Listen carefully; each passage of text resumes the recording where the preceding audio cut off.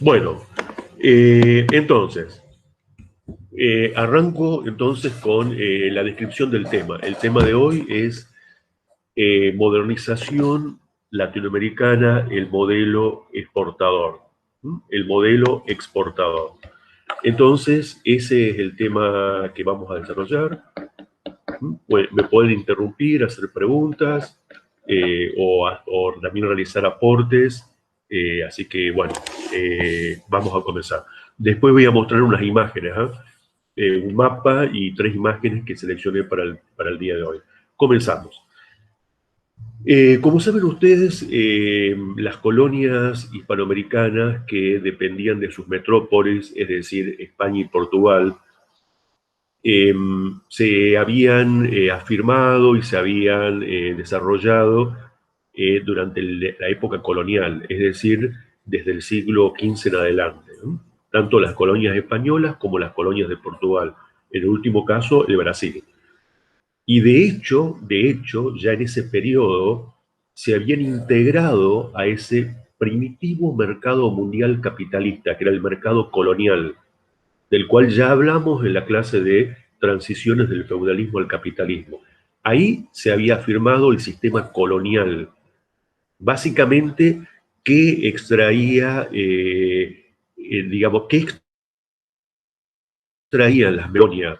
Básicamente lo más habituable eran los metales preciosos, es decir, el oro primero que fue saqueado y luego se encontraron algunas vetas también en yacimientos mineros explotados por la mano de obra, explotando la mano de obra indígena, y luego la plata en forma sistemática, ¿no? Los lingotes de plata que fluyeron hacia Europa. Y luego, por supuesto, también algunas otras materias primas. Y además había, de hecho, un comercio internacional entre esas metrópolis. ¿Qué va a ocurrir ahora? ¿Qué va a ocurrir ya en el periodo post-independentista? En el momento en el cual ya existen naciones independientes que están desarrollando instituciones políticas, jurídicas, sistemas económicos, ¿sí? Construyendo el Estado-Nación, porque el Estado-Nación se está construyendo en América Latina, ya desde la época de la ruptura con España. ¿Sí? Bueno, en este periodo vamos a centrarnos en el llamado modelo exportador. Vamos a hacer una descripción de cómo funcionaba la economía, la sociedad y también hacer alguna referencia a la política. Pero nos centramos en la economía y la sociedad. ¿En qué consiste este modelo exportador que se está desarrollando a partir de este momento? Es un modelo de integración en el mercado mundial, en el mercado mundial capitalista, como proveedores de materias primas e importadores de estos países, ¿no es cierto?, de manufacturas industriales, de capitales y de mano de obra. Porque de hecho va a haber un proceso de migraciones desde diversas regiones de Europa hacia América. En algunos casos hacia América del Norte, en otros casos hacia América Latina. Entonces, este proceso lo podemos graficar y lo podemos periodizar marcando etapas. Tenemos lo que se llama el arranque del modelo exportador hacia la mitad del siglo XIX, 1850, 1870. Luego tenemos 1880 también. Luego tenemos una edad de oro, un auge del modelo exportador desde 1880 hasta 1914, donde hay una breve interrupción por la Primera Guerra Mundial. Y ese modelo exportador retorna con mucha fuerza durante la década del 20 y finalmente en el año 1929-30 entra en crisis el modelo exportador debido al del sistema capitalista luego de la caída de la bolsa de Nueva York, el famoso crack de Wall Street. ¿no? Que es un tema muy importante y que influyó mucho en la economía latinoamericana. Entonces, en eso consistió. Tenemos entonces eh, países independientes que en torno a la década de 1840, prestemos atención aquí porque aquí tenemos ya un conjunto de desarrollos productivos. Ya en la década de 1840 se puede percibir cómo hay un conjunto de ciclos económicos de exportación de algunas materias primas básicas que van a ser demandadas por el mercado. Básicamente, por ejemplo, hacemos referencia en la década de 1840 al ciclo del guano en Perú. En unas islas del Perú se descubre que estaban repletas de desechos de aves marinas, guano, entonces esto era muy demandado por la agricultura de Europa que tenía suelos agotados. Ese guano tenía una gran concentración básicamente de fósforo. Entonces era muy útil para los suelos europeos. Entonces hay un ciclo de exportación del guano en Perú. Es más, lleva a que dentro del Perú surjan guerras civiles entre grupos para ver cómo lograban, digamos, monopolizar la exportación del guano. En esa misma época también hay ciclos que se producen muy importantes de la exportación ganadera, básicamente en las regiones pampeanas de Argentina, en el sur de Brasil, en Uruguay y en el centro de Chile, básicamente centrados en la exportación de carne salada, de cueros y de cebo, que son producciones que ya venían desde fines de la época de la colonia, siglo XVIII, quiero aclarar, no nacen aquí en la década de 1840.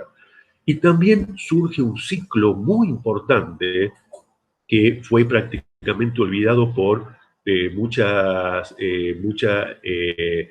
historias que se escribieron, que es el ciclo de la oveja. Es decir, en el litoral de Argentina, en el sur de Brasil, en Uruguay y en menor medida en Chile, también se criaba la oveja merino. ¿Para qué? Para exportar lana para las industrias textiles de Bélgica, de Francia, de Alemania, de este periodo. El ciclo de la oveja en este periodo, ya en la década de 1840. Y ahora vayamos a realizar algún tipo de reflexión en torno a la política y las instituciones. En esta época, ya hacia mediados del siglo XIX, se van a ir consolidando los estados nacionales e incluso se van a quitar algunas guerras civiles que se habían ido produciendo en estos territorios. Por supuesto que luego ustedes pueden decir, bueno, pero luego resurgen los ciclos de guerra civil. Por supuesto, claro que sí. En esta etapa se consolidan los estados nacionales porque se institucionalizan bajo formas republicanas, dictando constituciones, mediante la división de poderes, articulando sistemas representativos, en algunos casos hegemonizados por grupos liberales, en otros por grupos conservadores. En algunos países surge lo que se llama el poder personal, por ejemplo en Chile, Portales, con una fuerte concentración de poder personal y establece sistemas institucionales que combinaba con elementos liberales. Aquí tenemos en la Confederación Argentina el ciclo de dominio de Juan Manuel de Rosas, que justamente termina en 1852. Y en el 53 se dicta la primera constitución, ya en la Confederación Argentina. Es decir, se va consolidando un sistema institucional basado básicamente en prácticas republicanas y liberales, ya sean hegemonizadas por sectores liberales o por sectores conservadores. Eh, entonces, y en la segunda mitad ya del siglo XIX es donde comienza a haber un auge de las exportaciones de materias primas y de minerales hacia Europa y hacia Estados Unidos. ¿Por qué? Porque recordemos, y este es un tema de la clase pasada, básicamente qué eventos económicos ocurren en el mundo en la segunda mitad del siglo XIX, específicamente desde 1870 hasta 1910 e incluso 1914, que es el inicio de la Primera Guerra Mundial. ¿Qué eventos económicos están ocurriendo en el mundo? El Bien, imperialismo. bien, está bien. Ahí un alumno dijo la segunda revolución industrial, que está, por supuesto, muy unida al proceso que usted menciona, el imperialismo. Está bien, porque además recordemos que el imperialismo tiene una faz también económica. Tiene una faz, ya dijimos, económica, política, ideológica, tecnológica. Entonces, hay un cambio económico y tecnológico que es la segunda revolución industrial. Es decir, esos procesos, por eso yo a veces les pido a mis alumnos y alumnas que asistan a todas las clases, porque, por ejemplo, mucho de lo que vimos en la clase pasada sirve para esta clase. Ahora no puedo explicar toda la segunda revolución industrial. De todos modos, las clases están grabadas. Esta noche estudiantiles para que vayan subiendo las clases. Entonces, ¿qué va a ocurrir? Va a ocurrir lo siguiente. Esos países centrales demandan un conjunto de materiales e insumos que son estratégicos y también materias primas, en un momento donde también hay un ciclo de aumento demográfico en Europa y en Estados Unidos. Entonces, la segunda revolución industrial requiere esas materias primas estratégicas y eso tiene que ver con América Latina. De hecho, el cobre, el estaño, producido por los países andinos, ¿m? El caucho en la selva amazónica, que lleva a la vez a una deforestación de la selva amazónica. El árbol de caucho es explotado en forma sistemática en toda la selva amazónica de Brasil, de Perú y de Bolivia. Es un material estratégico. Luego también el petróleo. Por supuesto, Estados Unidos tenía yacimientos de petróleo y fue descubriendo un conjunto de otros yacimientos en este periodo, pero también México y también Venezuela, como países como grandes productores de petróleo de este periodo. Entonces, ahí está esa interrelación de la demanda de materiales estratégicos para este periodo. Y por supuesto, de materias primas alimenticias, también clave para este periodo. Porque, ¿qué va a ocurrir también en cuanto a los grandes cambios de este periodo, que son cambios mundiales, muy ligados al proceso de la segunda revolución industrial? Se abarata el costo de los transportes marítimos, porque se van a botar un conjunto de embarcaciones, básicamente con la tecnología del barco a vapor y se mejora la tecnología del barco a vela. Y luego incluso se, eh, se innova colocando turbinas con motores a barcos. Pero básicamente el barco a vapor va a ser el sistema de transporte del periodo de la segunda revolución industrial y que va a tener una conexión directa con el modelo exportador. Además, las redes ferroviarias. En la segunda mitad del siglo XIX, todos los países de América Latina reciben inversiones y desarrollan el ferrocarril, que va a ser clave el ferrocarril para el despegue de este modelo exportador en su etapa de auge. El ferrocarril, piensen, por ejemplo, en Brasil en la década de 1840, en Argentina durante la década de 1850, una de las primeras líneas del oeste, de la ciudad de Buenos Aires hacia el interior de la provincia de Buenos Aires, 1857. También en esa época, en la presidencia de Urquiza, que gobernaba la Confederación, también se montan las primeras líneas férreas. En México también en la década del 40 y la década del 50 del siglo XIX.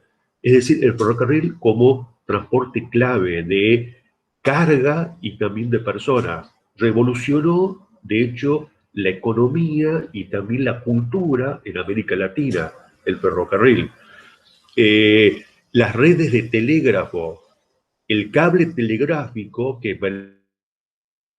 permitía de noticias, de ideas, de información que circulaba sobre la economía, sobre la cotización de las monedas, etc.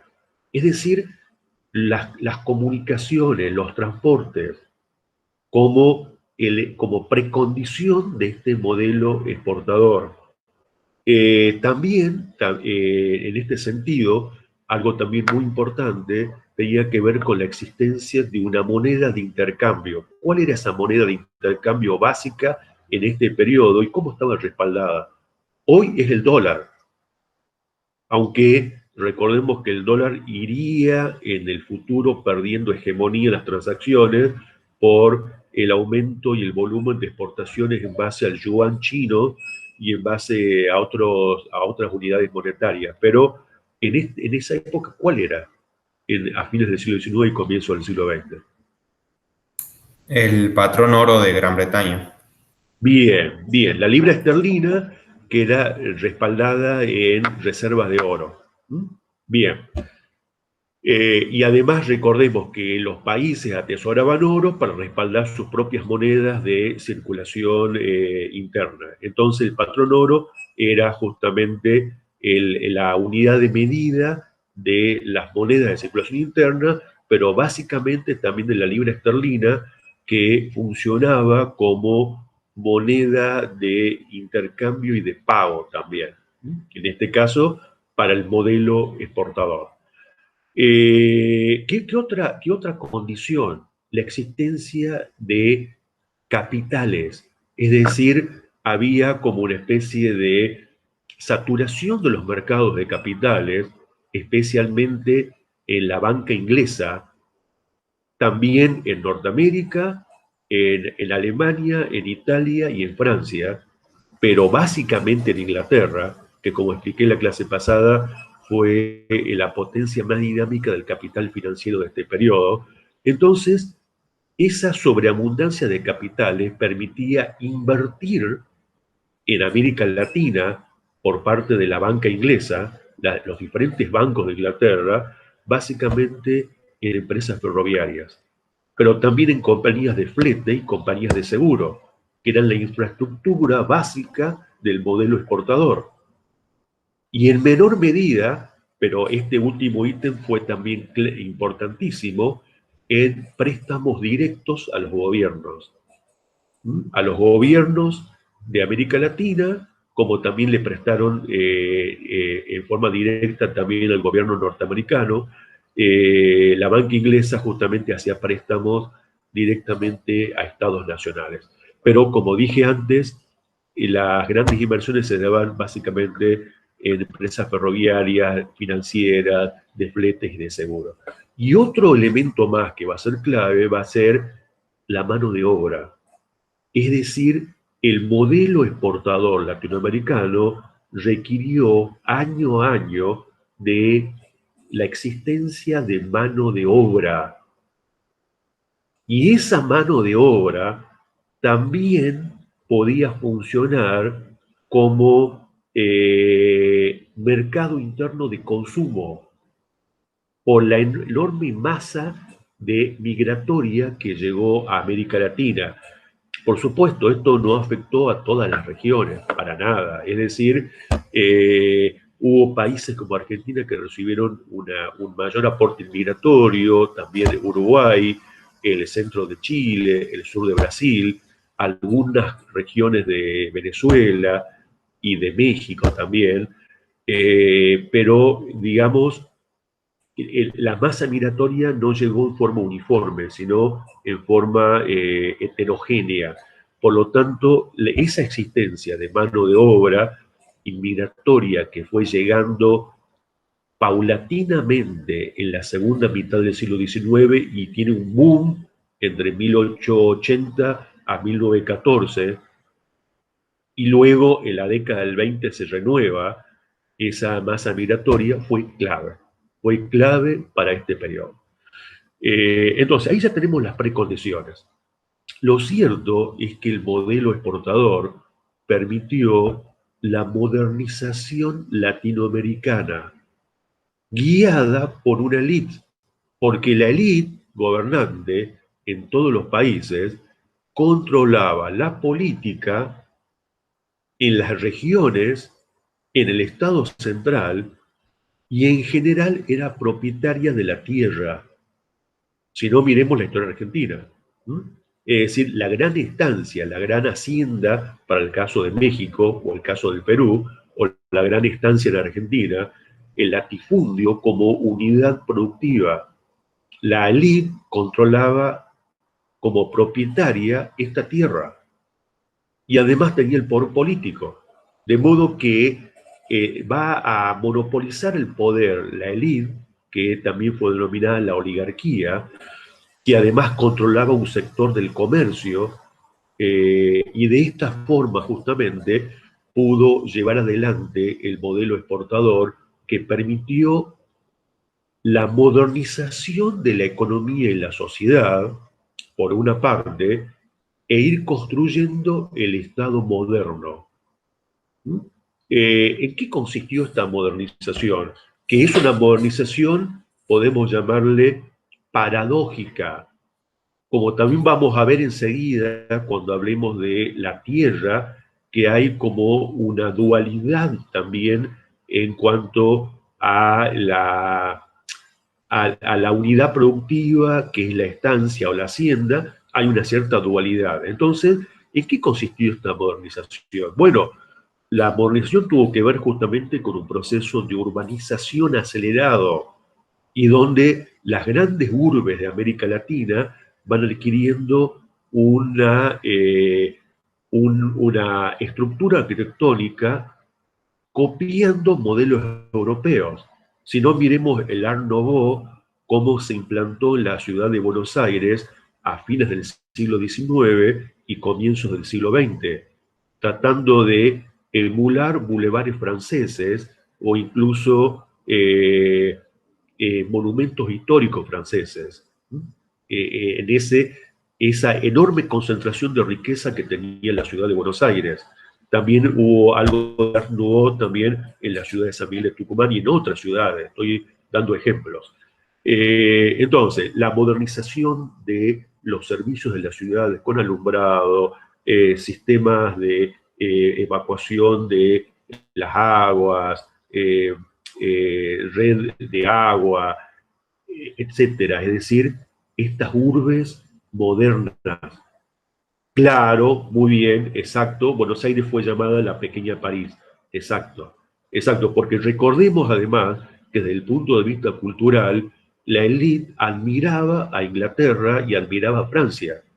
Mandaba a sus hijos a vacacionar en París y a tener estadías culturales y de conocimiento en Europa y especialmente en París. Y además podemos leer a los literatos del periodo como Miguel Canet, por ejemplo, cómo exaltaban esa cultura europea como matriz de iniciación de la vida y la cultura por parte de los jóvenes, ¿sí? Que viajaban justamente a Europa y cómo fueron copiando esos modelos arquitectónicos, culturales, etc. Y además en medio de un proceso de inmigración masivo, es decir, estaban llegando miles de inmigrantes por día a ciudades del sur de Brasil, de Uruguay, de Argentina, en menor medida de Chile, de la costa de Venezuela y también de la costa mexicana. Es decir, esa masa inmigratoria que está llegando y aportes de chinos que llegan como mano de obra barata a las costas de Perú y a las costas de México y a Cuba, donde recordemos que Cuba todavía poseía esclavitud negra desde que venía desde el siglo XVI. Quiero ir haciendo como procesos comparativos. Bueno, entonces, eso fue lo que ocurrió. Esa es la modernización. La modernización tenía que ver también con las redes de telégrafo, la apertura de caminos, la modernización de las ciudades del interior, los puertos, que eran claves para la exportación de la materia prima y de los minerales, las redes ferroviarias, que ya expliqué que es un dispositivo que es ineludible en la estructura del modelo exportador.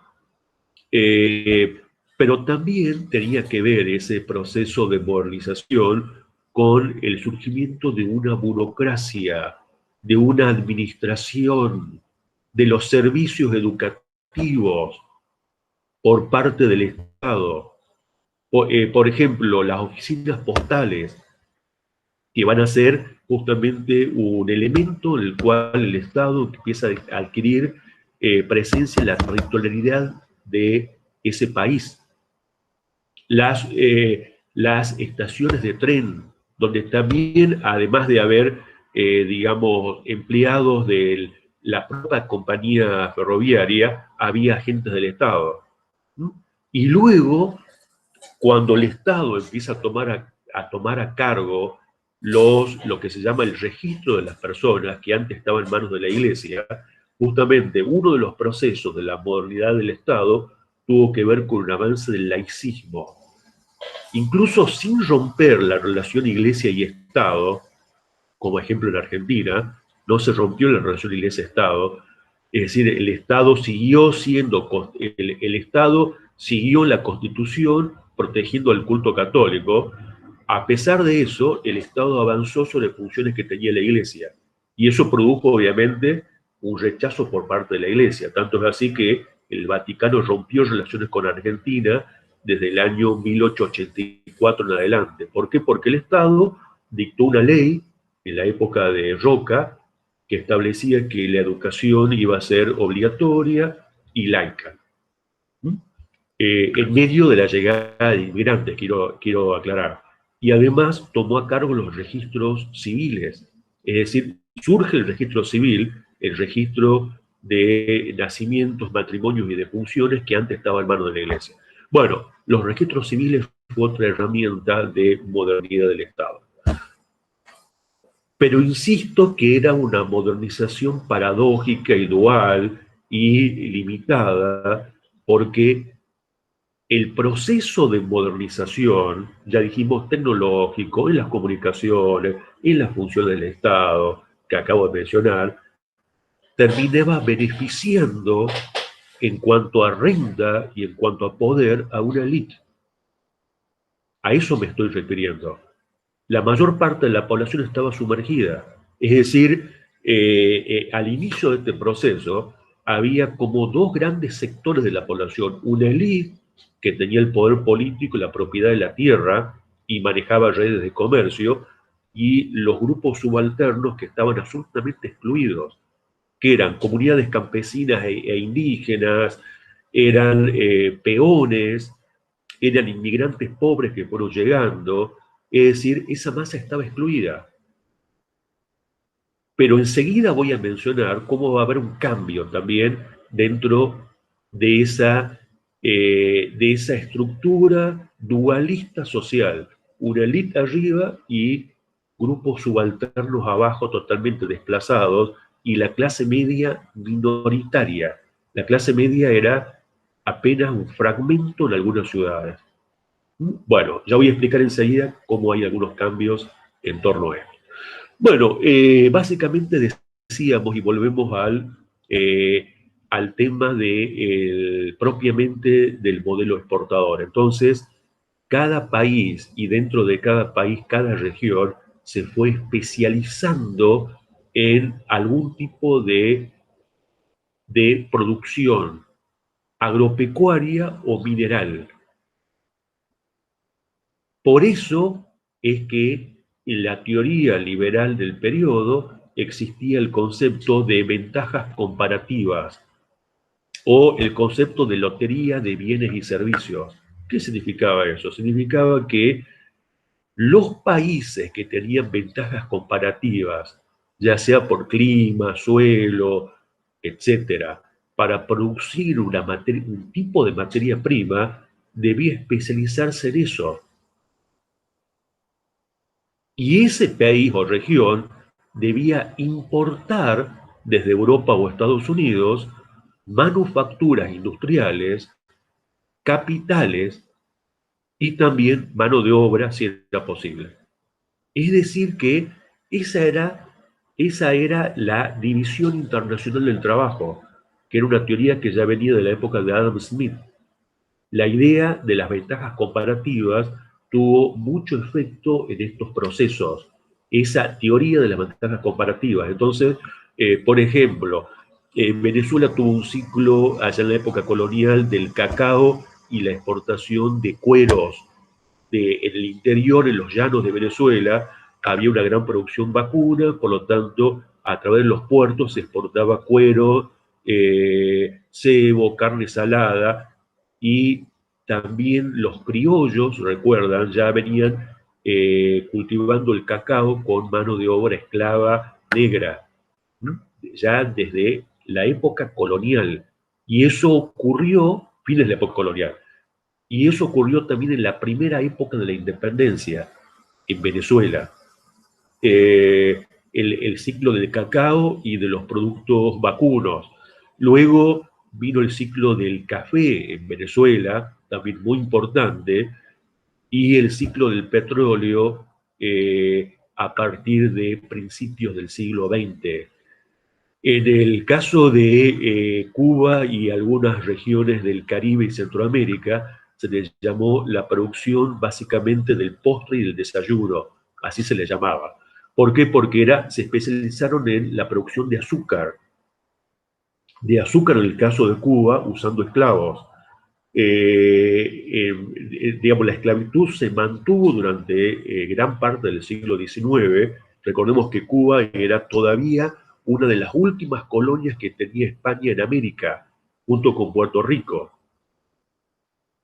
Luego de eso también, de ese periodo, también la costa de México, de Morelos, esa región, se especializó también en la producción de azúcar, al igual que otras islas. Y también en Centroamérica, la producción de frutas tropicales para exportar al mercado de Estados Unidos.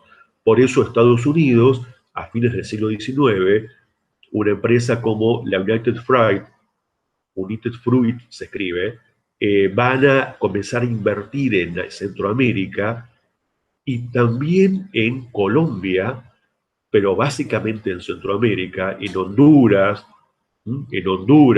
en Guatemala, para producir frutas tropicales, básicamente banana, para exportar al mercado. Y ese hecho llevó a que esa empresa tenga choques con los gobiernos de esos países, y cuando había algún tipo de fricción, intervenía Estados Unidos con tropas, ocupaba el país, ocupaba la aduana durante 1, 2, 3 años o más, y ahí se conecta con lo que hace rato una alumna lo planteó, el tema del imperialismo, es decir, cómo también el modelo exportador y las inversiones de algunos países generan estos sistemas intervencionistas imperialistas en el periodo. Ya dijimos entonces, gran parte de Centroamérica produciendo azúcar, frutas tropicales. En el caso de los países andinos, también México tiene un nuevo ciclo de la explotación del oro y la plata para ser exportados a Europa y a Estados Unidos en este periodo, porque se descubren nuevas técnicas y métodos de producción, lo cual permite reabrir viejas minas de plata que estaban en desuso. En el cordón andino, pensemos, bueno, el caso de Ecuador tiene un ciclo muy importante del cacao también, y en menor medida del café. Perú, Bolivia, Chile, ciclos Ya dijimos el caso de Perú, del guano en un momento, también del azúcar en el norte de Perú y de los minerales, básicamente plata en el caso de Perú, en el caso de Bolivia el estaño, en menor medida la plata, en el caso de Chile el cobre, que eran exportados al mercado norteamericano y al mercado europeo. Chile también tiene un ciclo del nitrato. ¿Por qué? Porque en el norte de Chile, en el desierto de Atacama, ese desierto que abarcaba también parte de Bolivia y un fragmento de Perú, ahí invertían compañías extranjeras, básicamente compañías inglesas y norteamericanas, para explotar el nitrato. ¿El nitrato para qué sirve? Sirve como insumo para producir fertilizantes de nitrógeno y también para fabricar eh, eh, insumos para armas, básicamente la pólvora. Entonces, ¿qué va a ocurrir? Explosivos. Entonces, ¿qué va a ocurrir? Va a haber una confrontación por el nitrato que te lleva un alto costo en el mercado internacional, algo así como lo que pasa hoy con el litio, que es el llamado el insumo de el futuro, de las energías limpias, como el desarrollo de los autos eléctricos, ¿eh? Que el litio tiene digamos, el triángulo del litio está entre Bolivia, Chile y Argentina, digamos así. Catamarca, Jujuy, parte de Salta. Entonces, digamos, entonces, que el nitrato llevó una guerra, a la guerra del Pacífico, del año 1879 al año 1883, el cual Chile lucha contra Bolivia y Perú y le arrebata parte del desierto de Atacama. Y entonces Bolivia queda sin salida al mar, justamente por el nitrato. Es decir, también la explotación de materias primas y de minerales estratégicos llevó no solamente a la intervención de otros países en América Latina, como Estados Unidos en Centroamérica, sino también a guerras internas entre países latinoamericanos. Bueno, en el caso de Brasil tiene un ciclo del café en el centro de Brasil en torno a la región de Río de Janeiro y luego se desplaza hacia Sao Paulo, el ciclo del café. También en el sur de Brasil, un enorme desarrollo ganadero y ovino, que era también Argentina, en toda la región de la Pampa húmeda, y también por Uruguay y el centro de Chile. Y Argentina también luego tiene un ciclo importantísimo de los cereales hacia fines del siglo XIX y de la producción de aceites y harinas también en la década de 1890 y a comienzos del siglo XX. Porque esto también tiene que ver con saltos tecnológicos, como por ejemplo el invento de sistemas de refrigeración para la conservación de la carne, para la producción de la carne en unidades productivas. Bueno, digo producción de la carne, me refiero básicamente al faenamiento, etcétera, ¿cierto?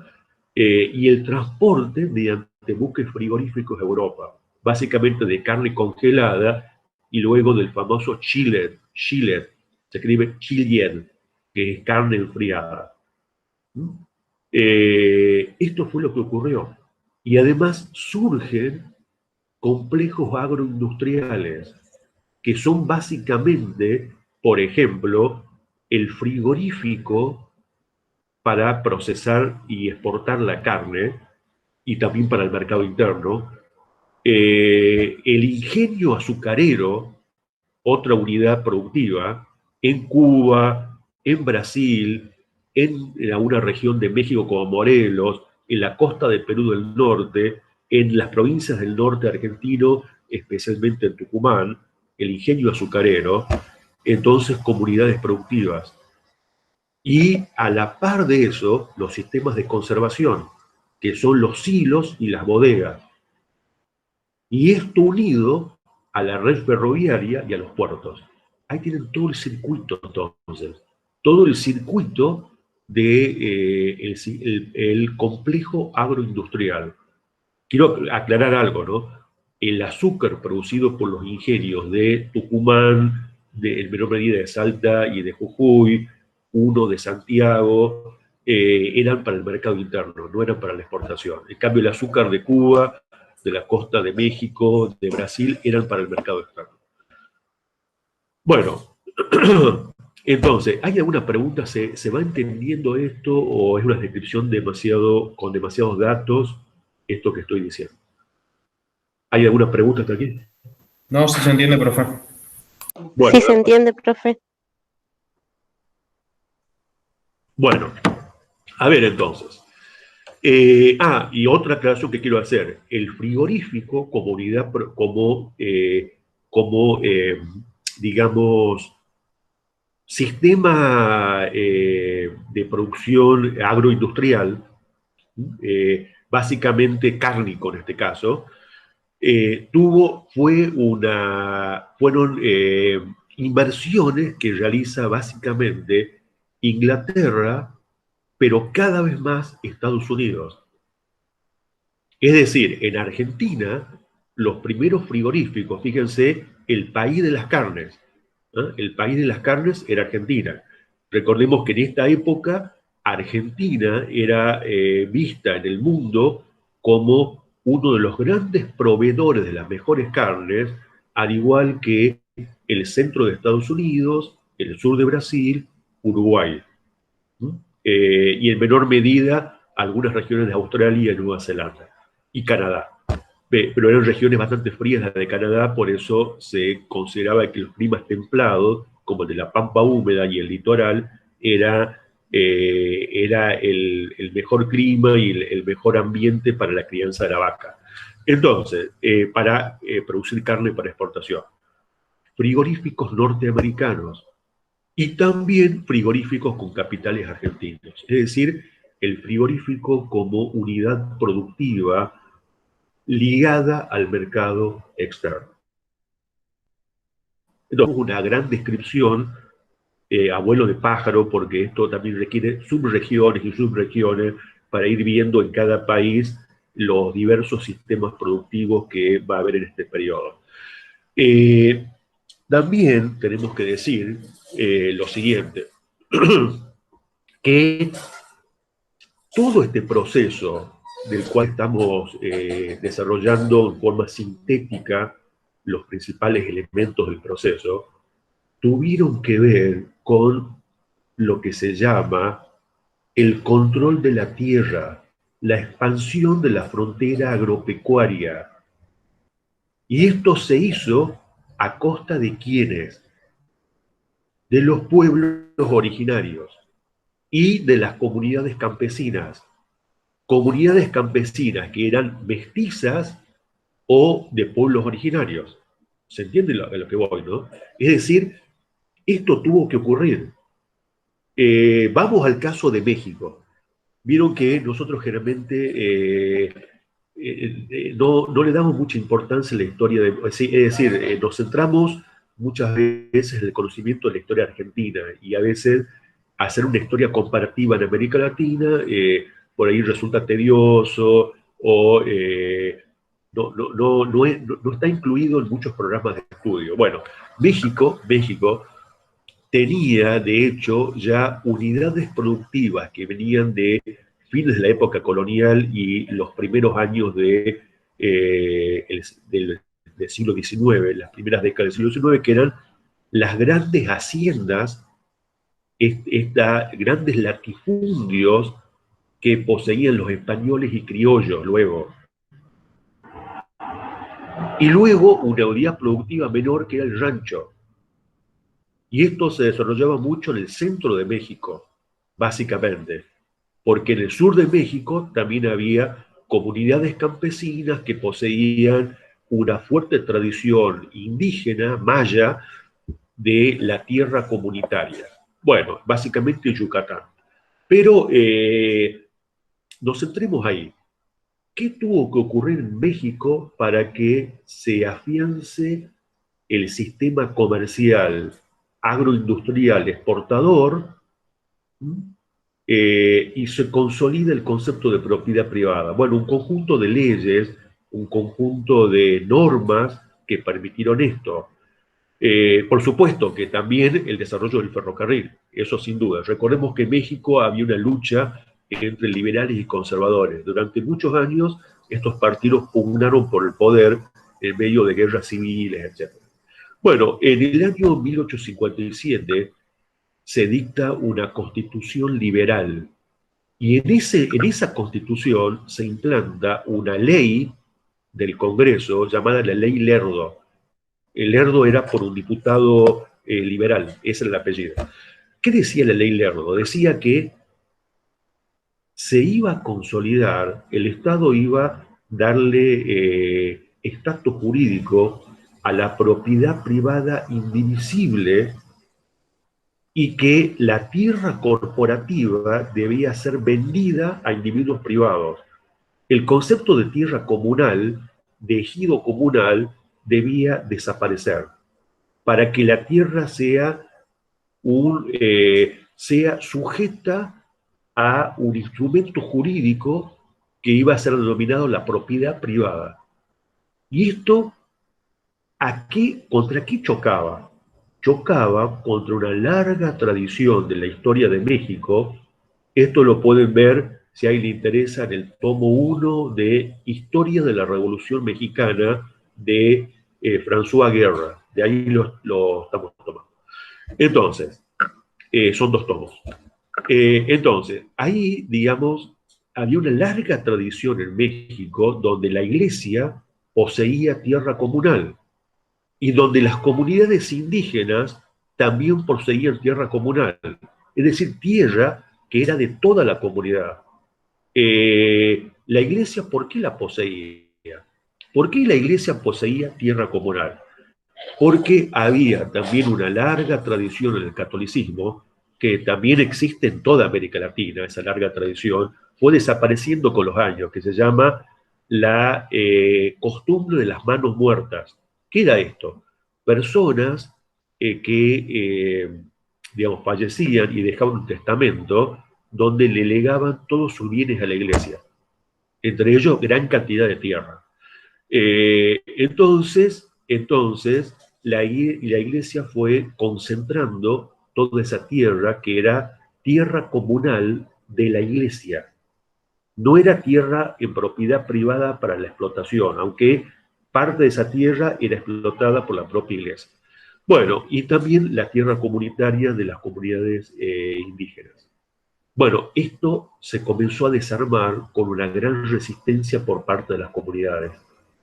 Con esto no se avanzó en Yucatán, que era tierra comunitaria de las comunidades mayas, pero sí se avanzó en el centro de México y en el norte de México, donde gran parte de esa tierra fue vendida a inversores mexicanos, norteamericanos, y se consolidó la gran hacienda, el rancho, que es una unidad productiva menor, y los cultivos comerciales para la exportación.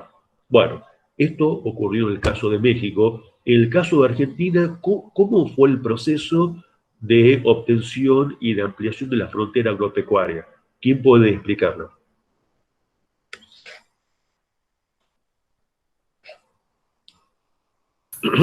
Con la conquista del desierto de Roca a partir de 1880, que bueno, es parte también del proceso que se dio acá con la generación del 80 y las ideas liberales que permitieron, bueno, que soportaron esa conquista. Y también creo que estaba en ese periodo Alsina como uno de los que permitieron también el proceso. Bien, bien, está bien. Está muy bien lo que dice usted. Primero en la presidencia de Avellaneda, el plan Alsina, que implicaba una expansión de las fronteras hacia el sur. Recordemos que todo el sur, parte del sur de Córdoba, sur de Santa Fe y toda la Patagonia, estaba en manos de diversos pueblos originarios y también la región chaqueña, una parte del Chaco, el impenetrable del Chaco. Entonces, hubo una campaña militar, el plan Alsina en la presidencia de Avellaneda. Y luego, a fines de la presidencia de Avellaneda, Avellaneda le da la orden a otro tucumano, Avellaneda tucumano, el general Roca, jefe del ejército, para que diseñe un plan, y el ejército avanza en un plan militar en el sur y logran en muy poco tiempo ocupar la Patagonia. Se le llamó la conquista del desierto, y muchos historiadores lo denominan directamente, lisa y llanamente, un genocidio. Ejemplo, el historiador Osvaldo Aya. Y por supuesto, la teoría liberal, ¿qué dice? Dice que implicaba un acto de soberanía en la ocupación de ese territorio. Lo cierto es que esos millones de hectáreas son divididos entre los héroes de la campaña al desierto, que eran militares, y también grandes latifundistas de la provincia de Buenos Aires, que se van a apropiar de esos millones de hectáreas. Entonces, esa fue la solución del Estado liberal en Argentina. Bueno, vamos a avanzar un poquito ya en cuanto al tema, vamos a ver un par de cosas más que son muy importantes.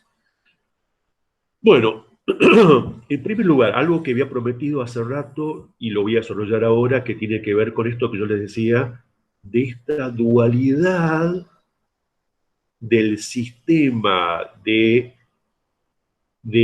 productivo, de la unidad productiva central en el modelo exportador. Ya dijimos, la unidad productiva central era, de hecho, la gran estancia, es decir, el latifundio, porque el latifundio, vamos al caso de Argentina, era ampliamente hegemónico en la región pampeana y en el litoral. Provincia de Buenos Aires, una parte de Córdoba, una parte de Santa Fe, una parte de Entre Ríos, Salta, que no era región pampeana, latifundio, una parte de Jujuy también latifundio, y también el sur, con la conquista del desierto, la llamada conquista del desierto, grandes unidades productivas latifundistas, bajo la propiedad de una persona. ¿Había otro modelo? Sí, había otro modelo, por supuesto, las colonias agrícolas. Recordemos que Avellaneda, en la presidencia de Avellaneda, se dictó la ley de colonización en la cual se permitía la llegada de inmigrantes, de familias de inmigrantes, estoy hablando de la década de 1870, ¿no? Que llegaban y el Estado les iba a otorgar tierra. Y ahí surgen las colonias agrícolas de Santa Fe, Entre Ríos, algunas en Córdoba y 2 en provincias de Buenos Aires. Entonces, ¿qué pasó? Esas colonias agrícolas donde el Estado, por la ley de colonización de Avellaneda, les otorgaba tierra, permitió la formación de las primeras colonias agrícolas, justamente, básicamente de italianos, alemanes, en el caso de Entre Ríos, los gauchos judíos, que eran comunidades judías que venían huyendo de las persecuciones de Rusia y van hacia Entre Ríos. Y algunas colonias agrícolas también de galeses y de franceses en la provincia de Buenos Aires. Es decir, la colonia agrícola como otro tipo de unidad productiva, que fueron las pioneras en producir trigo y maíz a gran escala para que luego sean exportados. Y ahí nació la producción de trigo y maíz. Y otro sistema de producción era el arrendamiento. ¿Por qué? Porque en Santa Fe, y en menor medida en Córdoba, los grandes latifundios, las grandes estancias, tenían un sector, digamos, de la periferia de la estancia, del límite, donde se dividían lotes pequeños y se lo arrendaban. Entonces los chacareros, esa nueva clase rural, alquilaba la tierra sembrando maíz y pagándole al dueño de la tierra con maíz.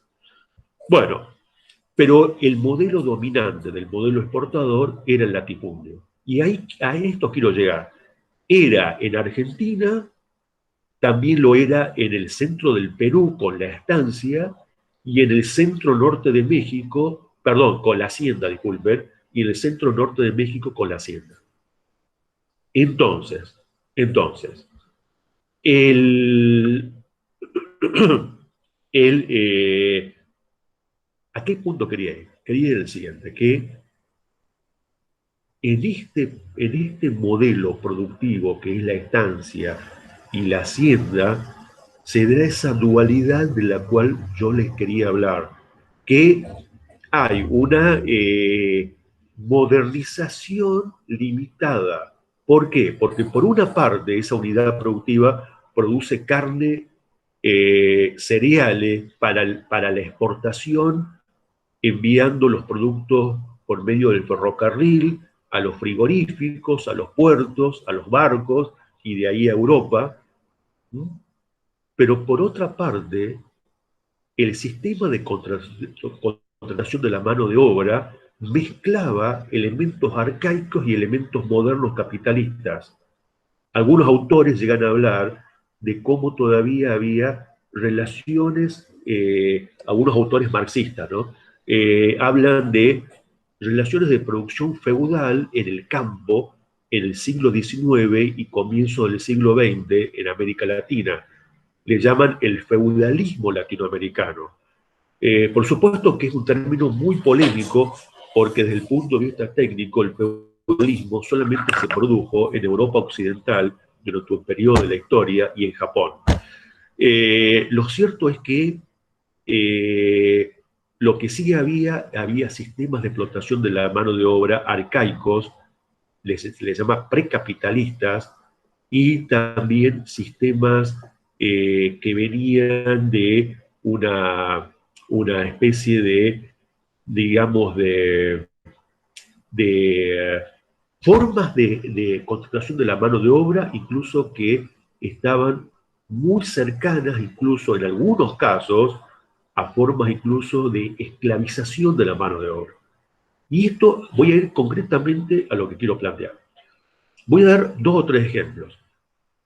Ingenios de Salta, ingenios azucareros de Salta y grandes propietarios de la tierra de Salta en la década de 1890 y en la primera década del siglo XX mandaban capataces con vehículos que entraban a las regiones de las comunidades originarias, toas, de Salta y de Formosa, y directamente llevaban a familias enteras a trabajar en lo que se llama el pelado de la caña, que era un trabajo muy arduo y a cielo abierto, en condiciones de sanidad nulas, digamos, por un plato de comida. Había una esclavización de la mano de obra o la explotación de los jornaleros que pelaban caña para los propietarios de la tierra, de los cañaverales de Tucumán y de los ingenios, también a fines del siglo XIX y comienzo del siglo XX, que eran familias santiagueñas y catamarqueñas, y en menor medida tucumanas, que pasaban esos 4 o 5 meses de zafra viviendo en taperas, cortando la caña, ¿no? Y recibiendo una paga mínima. Bueno, a esos temas me estoy refiriendo. Y luego, en el latifundio, el patrón contrataba a los peones, pero el contrato era una mezcla de elementos arcaicos y elementos modernos. ¿Por qué? Porque todavía existía una costumbre de lo que se llama el peonazgo por deudas. El patrón le adelantaba un dinero y luego el peón quedaba endeudado permanentemente y debía trabajar en todas las condiciones de explotación que le planteaba el patrón, trabajando de sol a sol, sin días de descanso, etc. O el pago era con vales. Y ese vale se lo podía canjear solamente en la proveeduría de la estancia. En México y en Perú. Y ahí obviamente el costo de la harina o de la carne o de las verduras o de la yerba mate o del tabaco o de alguna bebida eran más altos que en otro lugar. Entonces, la tienda raya, el peonazgo por deuda, la explotación laboral fue muy aguda en todo este periodo y también a comienzos del siglo XX. Es decir, recién a mediados del siglo XX surgen códigos laborales que protegen a los peones. Quiero recordar, hasta ese momento había una fuerte explotación sobre los peones en la estancia y en la hacienda durante todo este periodo. Y además había también formas de coacción de la mano de obra, y son las llamadas leyes de Conchavo. ¿Qué decían esas leyes? Por ejemplo, en el año, voy a dar un ejemplo de historia tucumana. Año 1888, la legislatura de Tucumán aprueba la ley de Conchavo. ¿Qué decía esa ley? Decía que todo varón mayor de 21 años, primero necesitaban mano de obra. Recordemos que se está en pleno salto de la industria azucarera y de la producción de caña en fincas de Tucumán. Entre paréntesis, quiero recordar que Tucumán tenía un gran fragmentamiento de la tierra y había muy pocos latifundios. La tierra era de propiedad media, digamos, ¿eh? de escala media, excepto algunos latifundios que sí había. Entonces, fíjense, dictan esa ley donde todo varón mayor de 21 años, porque las fincas necesitaban mano de obra para pelar caña, y también los ingenios necesitaban mano de obra, entonces todo varón mayor de 21 años tenía que portar una papeleta de Conchavo, que era la papeleta que decía X persona trabaja para tal patrón en tal finca. Y si no la portaba, terminaba en la cárcel. Bueno, esa ley donde obligaba a que la mano de obra trabaje para X patrón. Bueno, esa ley finalmente tuvo vigencia porque fue un pedido de los propios productores rurales y de los propios ingenios tucumanos a la legislatura.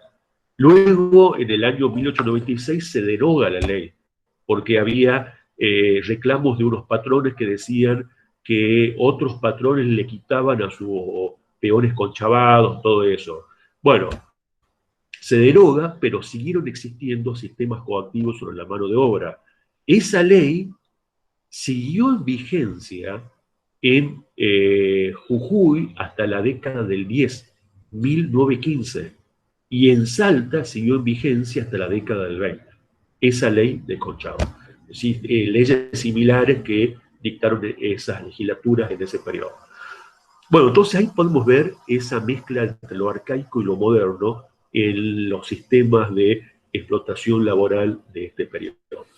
Bueno, y también, ya lo mencioné al pasar, ahora volvemos al macromodelo, que es lo siguiente, es que, de hecho, esto ya lo dije, pero ahora lo quiero recalcar.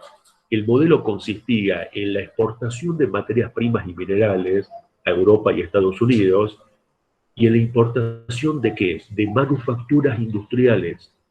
En eso consistió el modelo exportador también, en que se importaban manufacturas, tecnologías, bienes de capital, y también llegaban capitales.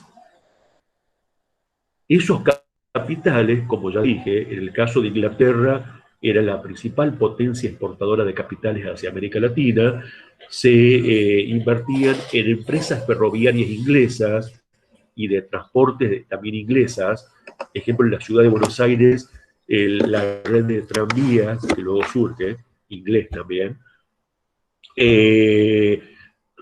y también en empresas de flete, de seguros, etcétera. Es decir, el andamiaje que permitía el funcionamiento del modelo exportador.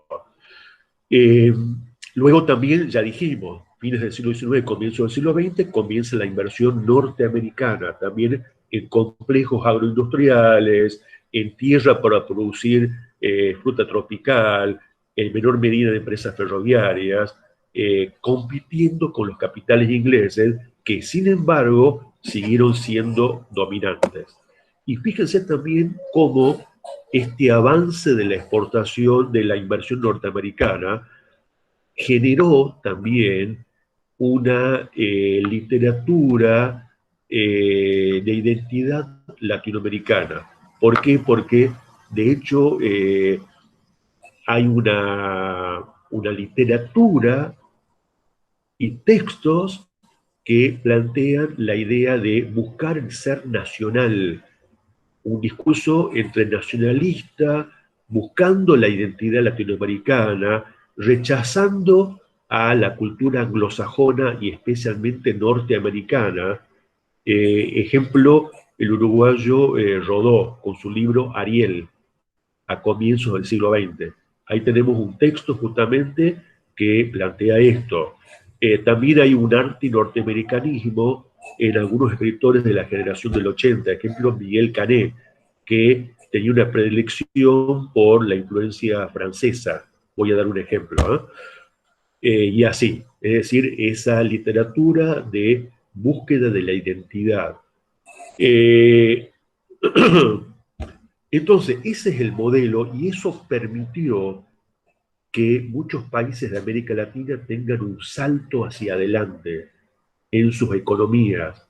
El modelo exportador creó digamos, un salto en el Producto Bruto Interno en cada país por esta enorme masa de materia prima y de minerales que se exportaba. Y por otra parte, muchos economistas lo que plantean es que si bien hay muchos estudios del modelo exportador, hay pocos sobre el mercado interno, es decir, sobre la producción y circulación que estaba orientada a los consumidores internos, no al modelo exportador. ¿Y eso por qué? Porque han quedado pocas fuentes históricas para estudiar esto. Las fuentes históricas para estudiar el modelo exportador existen porque son los registros de los puertos. Por ahí salían y entraban productos. Y recordemos que los estados liberales practicaban el libre cambio, el libre comercio. Por lo tanto, permitían la llegada de manufacturas y de tecnologías a los puertos y le cobraban un impuesto pequeño a las mercancías que llegaban en barcos ingleses, franceses, alemanes. Y sin embargo, esa masa de productos y ese gravamen que lo cobraban los productos es la base fiscal de los estados. ¿Por qué? Porque los estados no le ponían impuestos a la materia prima que se exportaba, a las carnes y los cereales y las frutas, no le ponían impuestos. ¿Por qué? Porque justamente beneficiaban a esa élite que dominaba las producciones. Entonces solamente gravaban a los productos importados y practicaban el libre cambio. Eso era el índice básico. Entonces, ¿qué ocurrió? Muchos economistas plantean que en realidad el modelo exportador, si bien permitió el despegue de los países de América Latina, en ese periodo, producto de la urbanización, el crecimiento demográfico, la llegada de inmigrantes, se fue creando un mercado interno que no tiene demasiado correlato en cuanto a datos históricos porque no hay demasiada documentación y fragmentaria la documentación. Algo de esto, algunos historiadores de la economía plantean de que ya en la década de 1890 y a comienzos del siglo XX, el mercado interno era aproximadamente el 70% de la economía de cada país. Esto es lo que plantean algunos autores. ¿Por qué? Porque además, ¿qué estaba pasando? Que el propio modelo exportador, que ya dijimos, fue hegemonizado por la élite.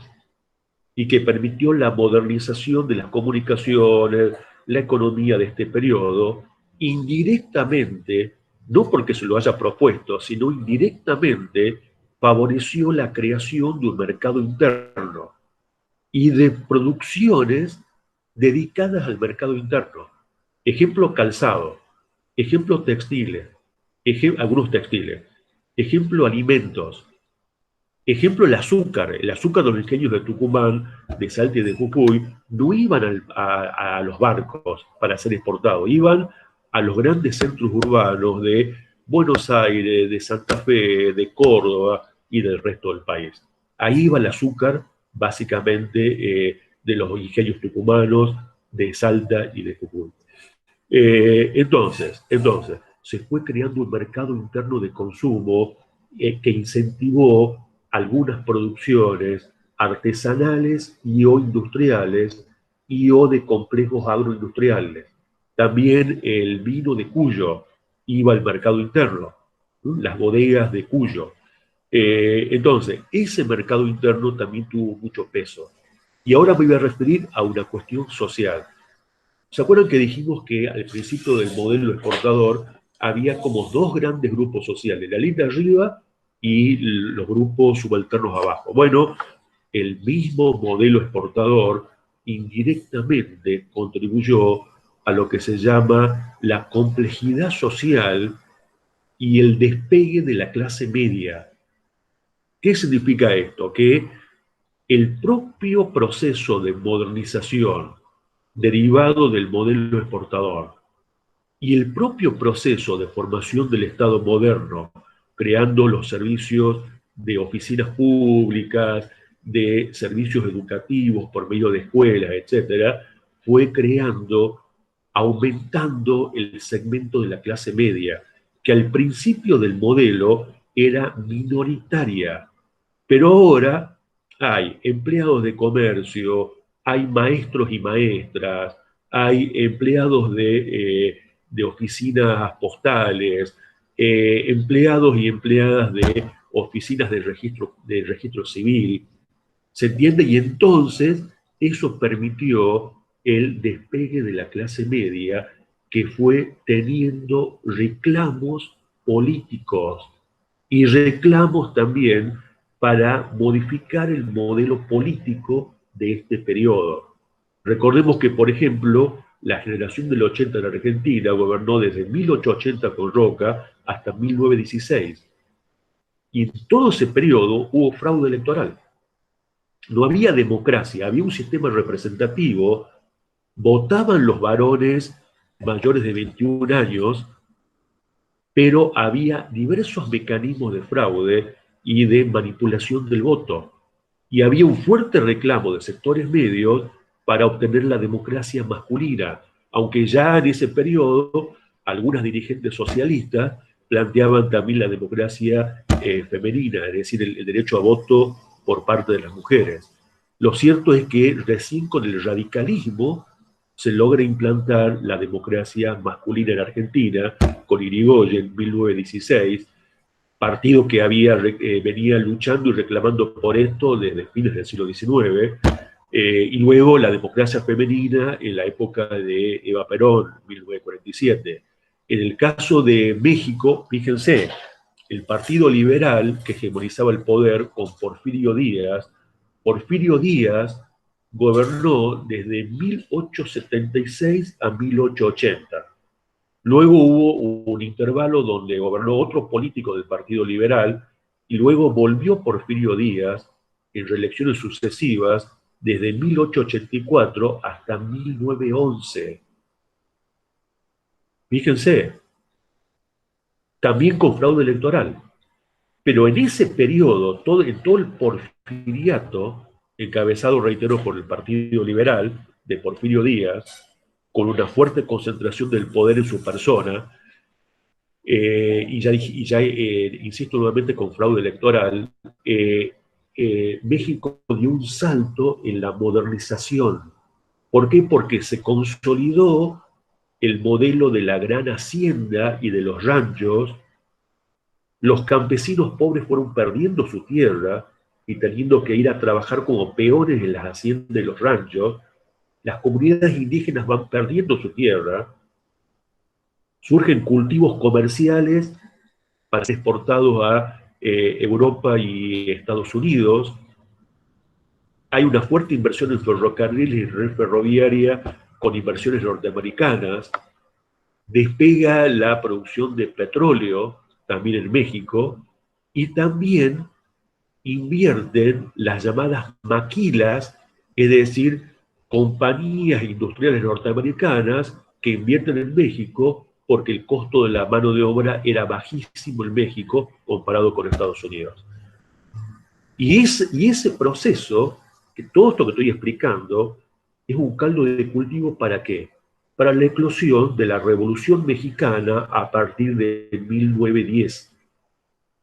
Primero con un reclamo de los sectores medios reclamando democracia. Sectores medios y partidos que también eran liberales, reclamando democracia.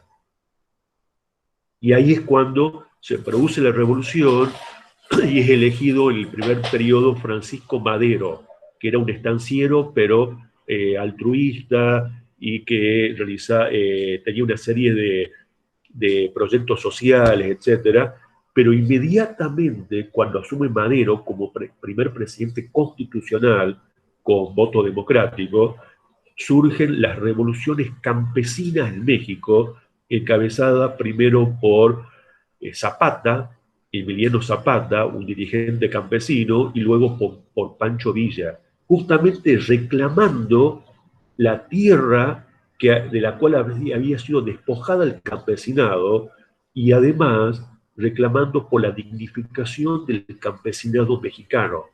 Y en las ciudades surgen también movimientos sindicalistas guiados por dirigentes anarquistas y socialistas, también en la Revolución Mexicana. Y luego tiene una fase radical la Revolución Mexicana a partir del año 1917. Entonces,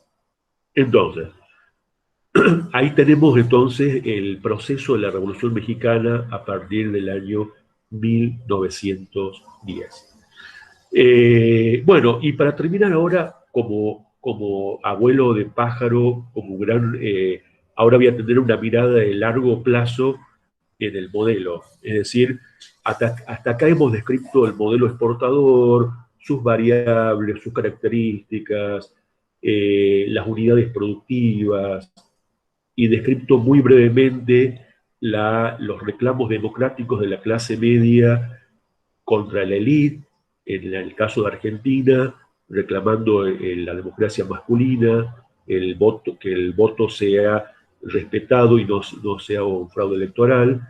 Y en el caso de México, los reclamos por la no reelección de Porfirio Díaz, por el constitucionalismo y luego las revoluciones campesinas de Zapata y Pancho Villa. Y ahora para ver a grandes rasgos cómo termina este modelo.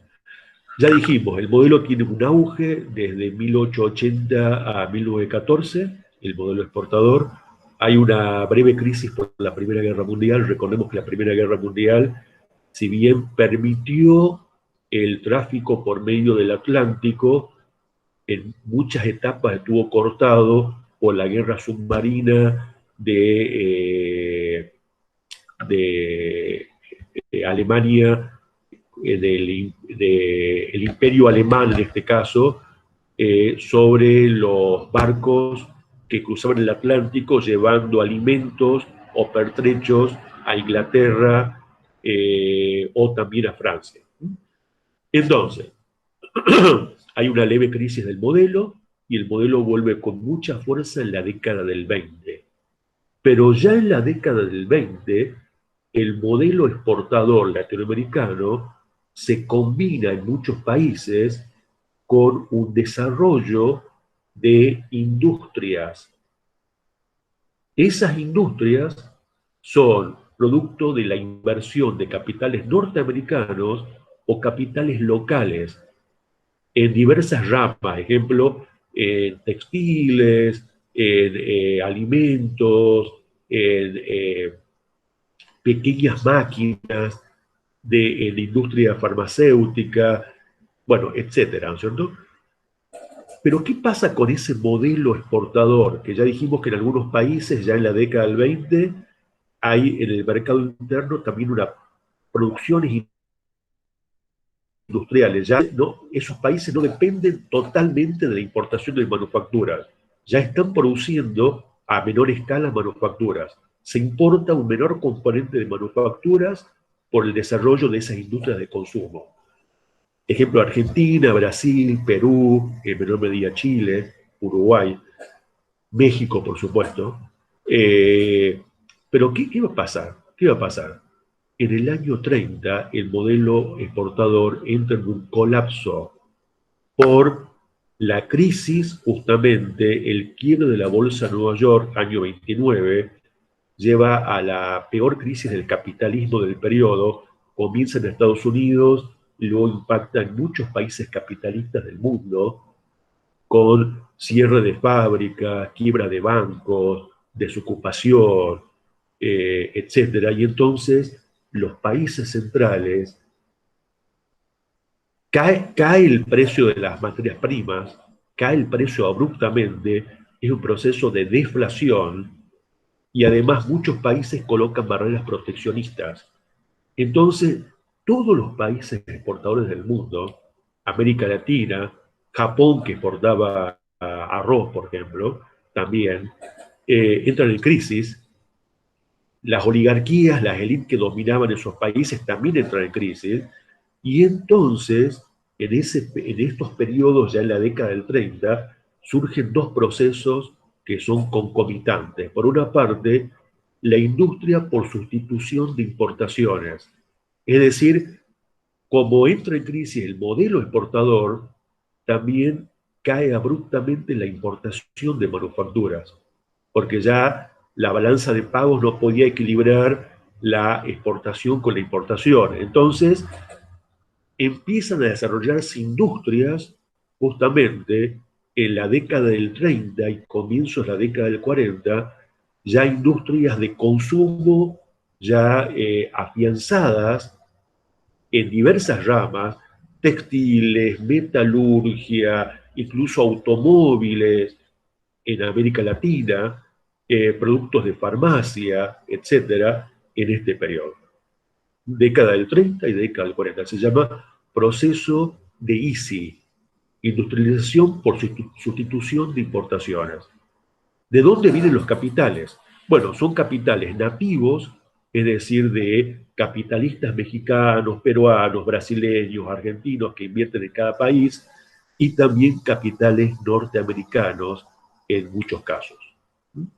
Y luego, y ya con esto voy terminando, hay en la década de 1950, en la CEPAL, que era una comisión creada por la ONU para América Latina con sede en Chile, se llama Comisión Económica para América Latina, CEPAL, dos economistas, un argentino tucumano llamado Raúl Presbich y un economista brasileño llamado Celso Furtado, crean una teoría llamada la teoría del deterioro de los términos de intercambio. Y hacen toda una serie de mediciones estadísticas cómo los productos exportados van cayendo de precio y en cambio los bienes tecnológicos aumentan de precio. Básicamente las maquinarias, es decir, los bienes de capital, es decir, la industria pesada, no la industria liviana, que es la industria dedicada al consumo inmediato, sino la industria pesada, la metalmecánica, la producción de maquinarias. Por ejemplo, si uno exporta X toneladas de trigo o de carne y lo compara con el precio de un tractor alemán o un tractor de Bélgica, va a ver cómo cada año hay que exportar más toneladas de carne o de trigo para comprar el mismo tractor, porque ese tractor aumenta de precio en los términos de intercambio internacional y la materia prima cae de precio. Por lo tanto, ¿qué aconsejaban? Huir del monocultivo, salir del modelo donde los países solamente producen uno o dos productos para la exportación, diversificar la producción, pero teniendo otra receta, que era el desarrollismo. Desarrollar la industria pesada, la industria de la energía, la metalmecánica, la siderurgia y la producción de maquinaria. Ese era el modelo que propone de la década del 50.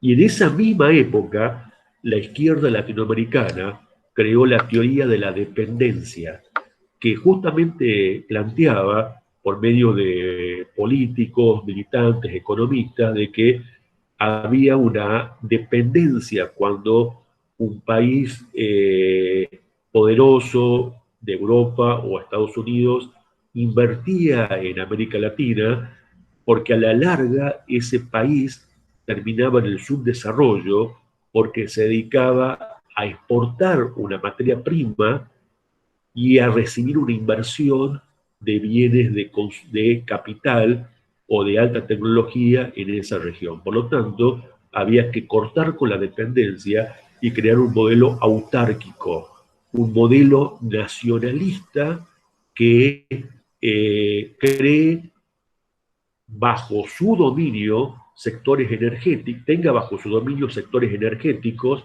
energía y producción de tecnología. Bueno, entonces van a ir como chocando en esa época dos modelos, el desarrollista y el modelo, la teoría de la dependencia, como dos modelos que confrontan en la década de 1960. Bueno, hasta acá llegó la clase. ¿Hay alguna pregunta? Mientras tanto, voy a compartir unas imágenes para terminar. Aquí una ventana, veamos. Bueno, acá tenemos el mapa. ¿Pueden ver lo que estoy compartiendo? Sí, profe. Sí se ve. Bueno, muy bien, el mapa de América Latina, salvo que aquí, no está México, pero también incluye México. Aquí podemos ver una fotografía de principios del siglo XX, una producción de cereales en Santa Fe, en una colonia agrícola justamente de Santa Fe. ¿Se acuerdan? Había como dos grandes modelos en la pampa húmeda y en el litoral. El latifundio, la gran estancia, la colonia agrícola, que es lo que estoy mostrando, básicamente de inmigrantes, de familias de inmigrantes, y luego los arrendatarios de la gran estancia. Revolución Mexicana, a partir de 1912 y 13, la actuación del ejército de Emiliano Zapata, la Revolución Campesina de México, en la faz campesina. Y aquí tenemos a Pancho Villa, también con el levantamiento de los campesinos del sur de México, junto con tropas que están bajo su mando en la Revolución Mexicana. Bueno, ¿preguntas que quieren realizar?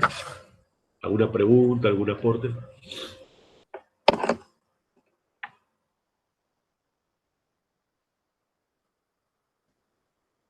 Bueno, entonces, si no hay preguntas, recordemos que el próximo martes a las 6:30 vamos a ver la clase de repaso.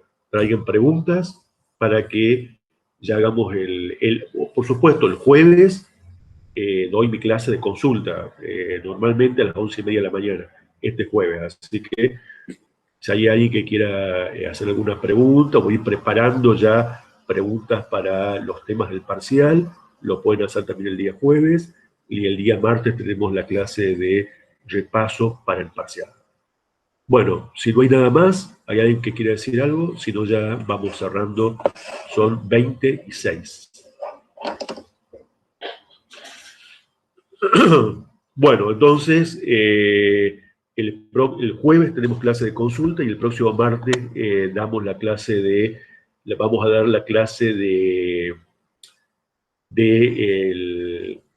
el próximo martes de repaso, ya para el parcial. Bueno, espero que estén bien, ustedes y sus familiares, y estamos en contacto ya el jueves y o el martes. Hasta luego, entonces. Chao, Hasta luego a profe. todos. Chao, hasta luego. Gracias, profe. Chao, hasta luego que estén bien.